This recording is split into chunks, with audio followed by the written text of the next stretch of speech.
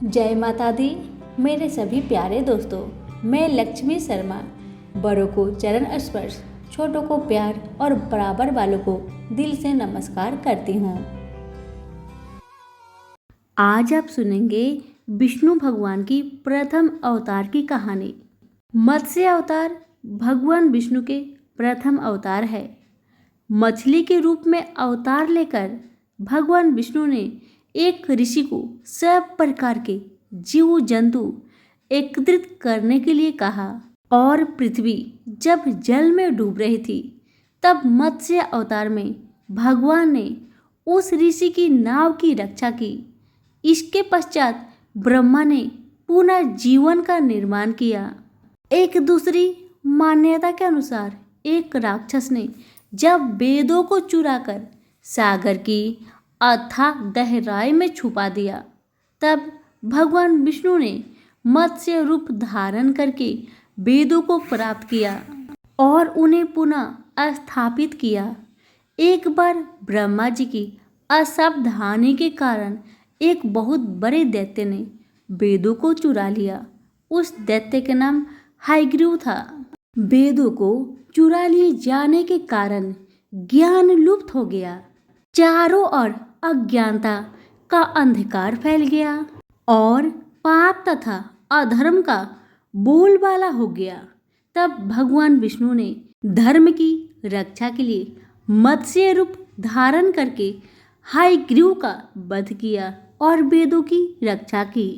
भगवान ने मत्स्य का रूप किस प्रकार धारण किया, आइए जानते हैं।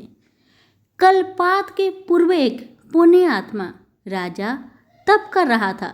राजा का नाम सत्यव्रत था। सत्यव्रत पुण्य आत्मा तो था ही, बड़े उदार हृदय का भी था।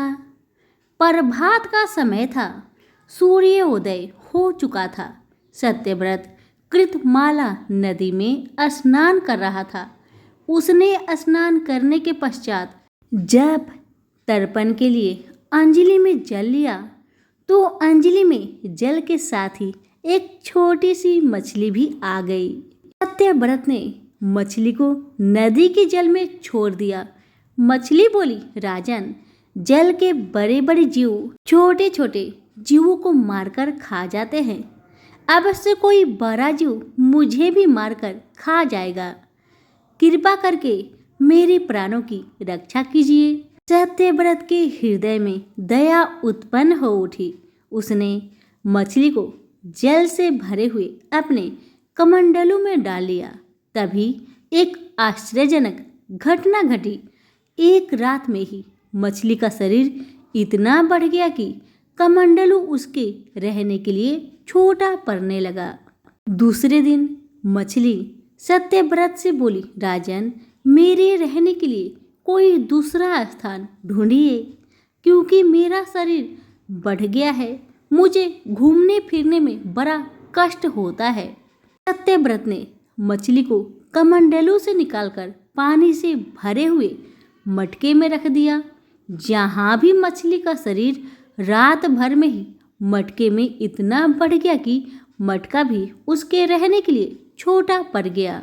दूसरे दिन मछली पुनः सत्यव्रत से बोली, राजन, मेरे रहने के लिए कहीं और प्रबंध कीजिए, क्योंकि मटका भी मेरे रहने के लिए छोटा पड़ रहा है।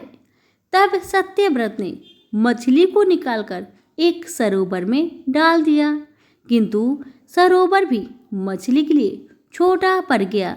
इसके बाद सत्यव्रत ने मछली को नदी और फिर उसके बाद समुद्र में डाल दिया।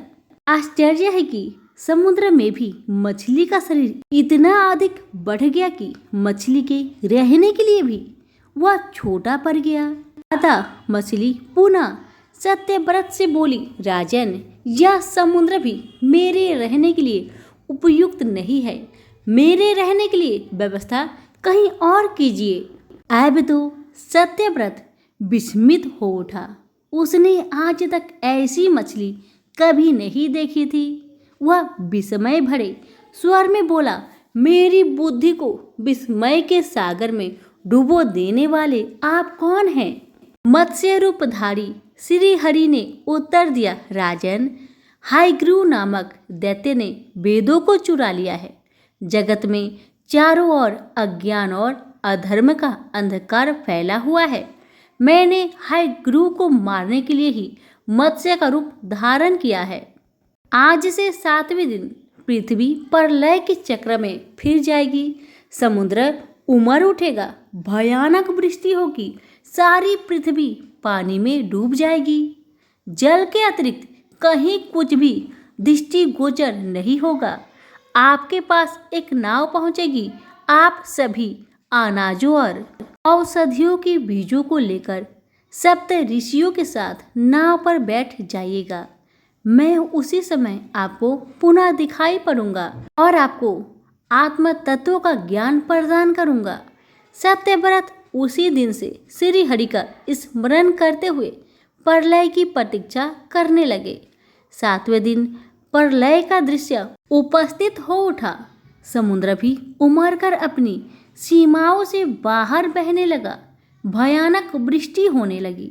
थोड़ी ही देर में सारा पृथ्वी जल ही जल हो गया। संपूर्ण पृथ्वी जल में समा गई। तभी उसी समय एक नाव दिखाई पड़ी। सत्यव्रत सप्त ऋषियों के साथ उस नाव पर बैठ गए। उन्होंने नाव के ऊपर संपूर्ण अनाजों और औषधियों के बीज भी भर लिए। नाव प्रलय के सागर में तैरने लगी। प्रलय के उस सागर में उस नाव के अतिरिक्त कहीं भी कुछ भी दिखाई नहीं दे रहा था। सहसा मत्स्य रूपी भगवान प्रलय के सागर में दिखाई पड़े। सत्यव्रत और सप्त ऋषिगण मत्स्य रूपी भगवान की प्रार्थना करने लगे। भगवान से आत्मज्ञान पाकर सत्यव्रत का जीवन धन्य हो उठा। वे जीते जी ही जीवन मुक्त हो गए। प्रलय का प्रकोप शांत होने पर मत्स्य रूपी भगवान ने हायग्रीव को मारकर उससे वेद छीन लिए। भगवान ने ब्रह्मा जी को पुनः वेद दे दिए। इस प्रकार भगवान ने मत्स्य रूप धारण करके वेदों का उद्धार तो किया ही, साथ ही संसार के प्राणियों का भी अमित कल्याण किया। सभी प्रेम से बोलिए विष्णु भगवान की जय हो। यहीं पर हमारी आज की कथा समाप्त हुई। धन्यवाद।